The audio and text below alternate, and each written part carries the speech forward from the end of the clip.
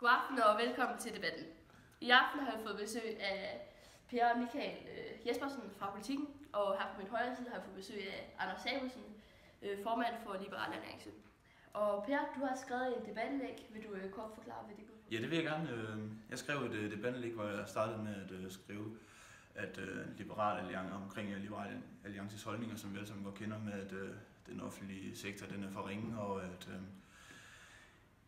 vi betaler for meget skat og sådan noget. Og så stillede jeg 5 spørgsmål op, som liberalister de aldrig stiller, og det er blandt andet noget omkring, hvorfor er vi verdens rigeste land, og hvorfor er det så dejligt at blive født her i Danmark. Og så fandt jeg nogle statistikker omkring,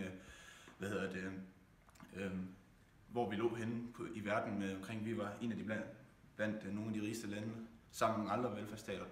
Og så spurgte jeg, hvorfor er det så, at Liberal Alliance de mener, at det hele er for ringe? Altså, jeg mener jo, det er eller det gør jeg så ikke, men det kunne jo være velfærdsstaten, at der er skyld, at vi ligger der, hvor vi gør. Så gik der knap 5 dage, for at du røg til tasterne. Kan du lige fortælle os lidt om det? Ja, det vil jeg meget gerne. I 1995 var Danmark nummer 6 på listen over bruttonationalprodukt per indbygger. I 2010 var vi nummer 14, og i 2020 har OECD forudset, at vi ville være nummer 17. Det er en stor tilbagegang, og det mener jeg på grund af den store stat og høje skatter. Jeg mener, det er naivt, at du tror, at vi kan fortsætte på samme måde, og så stadigvæk være et rigt og lykkeligt land.